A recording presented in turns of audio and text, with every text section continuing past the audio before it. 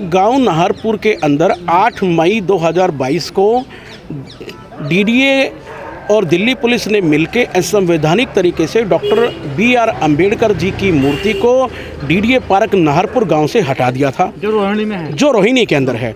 जब गांव के व्यक्तियों ने और समाज के प्रमुख नेताओं ने अपनी आवाज़ सोशल मीडिया के द्वारा उठाई तो 27-28 व्यक्तियों को FIR के जरिए 107-151 CRPC के कलंदरे के जरिए या नोटिस दे के उनको डिटेन किया गया। डिटेन जब किया गया, उनको जेल भेजा गया तो हमने उनकी जमानत कराई रोहिणी जेल से। और उसके बाद भीम सेना प्रमुख सतपाल तंवर जी के नेतृत्व में गांव नाहरपुर के जो गणमान्य व्यक्ति हैं उनके नेतृत्व में विचार विमर्श करने के बाद ये तय हुआ कि आज हम यहाँ पर 11 बजे बाबा साहब के सपनों को पूरा करते हुए अपनी आवाज़ को उठाएंगे। दिल्ली पुलिस से विधिवत रूप से हमने परमिशन ली।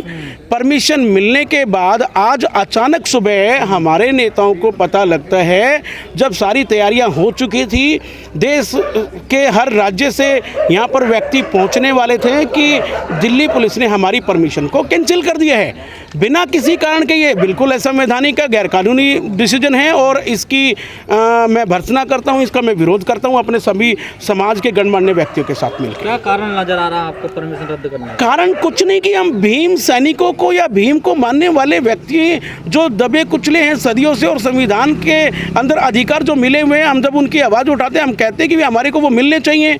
तो जब हम आवाज़ उठाते हैं, वो चाहते नहीं कि भाई ये जो कमज़ोर वर्ग है जो अपने आवाज़ उठाए या ये जो शिक्षित हो या अपने अधिकारों की लड़ाई लड़े, ये हमारे को कमज़ोर करना चाहते हैं। मामला तो काफ़ी दिन से चल रहा है ना, जो है अम्बेडकर मूर्ति वाला। देखिए, काफ़ी देर से चल रहा है या सालों से चल रहा है, वो कानूनी रूप से लड़ाई लड़ी जा रही है कोर्ट के अंदर। तो भी मैं यही कहूँगा कि पुलिस को इतनी पैरामिलिट्री फोर्सेज गाँव नाहरपुर में डिप्लॉय करने की क्या जरूरत पड़ी थी? वहाँ से तो मूर्ति तोड़ दी गई है ना, हटा दी गई है। बिल्कुल तोड़ दी गई है और दिल्ली पुलिस ने अपने हलफनामे में कोर्ट में ये कहा है कि हमने उसको शिफ्ट किया है। अगर दिल्ली पुलिस ने बाबा साहब की मूर्ति को कहीं शिफ्ट किया है तो वो बताए ना कि शिफ्ट कहाँ किया है। शिफ्ट करने का मतलब होता है एक जगह से उठा के दूसरी जगह उसको खड़ा कर देना या लगा देना। ऐसा तो कहीं हुआ नहीं है। दिल्ली पुलिस बता दे, दिल्ली सरकार बता दे कि कहाँ शिफ्ट की है। कहा जा रहा कोई बीजेपी का नेता भी इन्वॉल्व है उसमें। मैं इस पे कोई कमेंट नहीं करूंगा। जो भी आदमी है इस असंवैधानिक कार्य में, चाहे वो बीजेपी का है या कांग्रेस का या आम आदमी पार्टी का, उसको सजा मिलनी चाहिए, उसके खिलाफ रिपोर्ट लिखी जानी चाहिए। कहा जा रहा करोड़ों की जमीन है भाई, करोड़ों जमीन पे नजर है लोगों की। देखिए, जमीन पे नजर है भूमाफियाओं की, नेताओं की या सरकार की, तो नज़र है तो है ना, लेकिन संवैधानिक तरीके से तो हटाएंगे ना आप। एक डीडीए पार्क जो 50-55 साल से बना हुआ है, जब से रोहिणी बनी है, वहाँ पर खुद डीडीए अपने हलफनामे में दिल्ली हाई कोर्ट में ये कह चुकी है कि वो पहले डीडीए पार्क था। जब डीडीए पार्क था तो क्या जरूरत पड़ गई है, ऐसा कौन सी आफत आ गई थी कि डीडीए पार्क को वो कमर्शियल या जो रेजिडेंशियल लैंड में बदल देंगे वो आप? तो इस चीज़ के लिए बाबा साहब की मूर्तियाँ तोड़ी जाती हैं, उन्हें हटाया जाता है। देखिए, बाबा साहब सत्य के रास्ते पे चलते थे, संवैधानिक रास्ते पे चलते थे, समाज को एकता की तरफ ले जाने का बात करते थे। वो जो है अंधविश्वास को भगाने की बात करते थे, वो जाति तोड़ने की बात करते थे, समाज में एकता की बात करते थे। अगर ये सब चीज़ें होंगी तो हमारा समाज पढ़ने लिखने पे ज़्यादा जोर देगा, हमारे बच्चों को सरकारी नौकरी मिलेंगी, हमारी एकता स्थापित होगी और हम अपने हाथों की लड़ाई लड़ेंगे। हम बताइए ना कि हमारे 85-80% आदमी के पास कितनी ज़मीनें हैं? हमारे पास घर मात्र हैं। और अगर हमारे गांव के बच्चों के लिए खेलने भर के लिए एक 500 गज का या 1000 गज का एक डीडीए पार्क है तो उसमें भी उनकी नज़र थी। भाई, यही चीज़ें हैं जो उनको बर्दाश्त नहीं होती। केजरीवाल तो कहते हैं मैं बाबा साहब का भक्त हूँ। झूठ बोलता है। कोई केजरीवाल बाबा साहब का भक्त नहीं है। अगर बाबा साहब का भक्त होता तो बताइए ना, SC ST जो व्यक्ति हैं जो दिल्ली के अंदर रह रहे हैं, उनके बारे में कौन सी वो नीतियाँ लेके आए हैं? एक बार भी बता दीजिए। गाँव के अंदर जाके दशा देखिए आप, वहाँ पर पानी की व्यवस्था देखिए। गांव नाहरपुर के अंदर ही नहीं, पूरी भारी दिल्ली के अंदर जाके देखिए।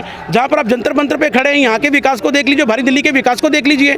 ज़्यादातर जो हमारे SC ST समाज के व्यक्ति हैं वो भारी दिल्ली के अंदर रहते हैं। उनकी कॉलोनियों के अंदर एक बार जाके देखिए, आपको साफ पता लग जाएगा कि वो अम्बेडकर वादी हैं या अम्बेडकर विरोधी हैं। नाम बाबा साहब का लेते हैं सिर्फ इसलिए कि वोट बैंक की राजनीति करते हैं। अगर हम उनको वोट देना एक बार छोड़ दें तो देखो वो केजरीवाल जी कहाँ जाते हैं? राजेंद्र पाल गौतम से मिले जो मंत्री हैं। देखिए, राजेंद्र पाल गौतम भी कौन है? केजरीवाल सरकार में मंत्री हैं। वो समाज को तो हमारे रिप्रेजेंट करते हैं, लेकिन बात वो स्वर्णों की करते हैं, हमारे समाज की कभी बात करते हैं वो? तो बाबा साहब की बड़ी बड़ी बात करते देखिए, बाबा साहब की बड़ी बड़ी बातें करना और बाबा साहब के सपनों को साकार करने में फ़र्क है मित्र। आप देखिए, एक बार बाहरी दिल्ली में जाके क्या एक भी फ्लाईओवर हो तो दिखा दीजिए आप। रोड के ऊपर जैसे बाहरी नई दिल्ली के अंदर शौचालय तक है, वहाँ पर एक ऐसा शौचालय आप दिखा दीजिए आप।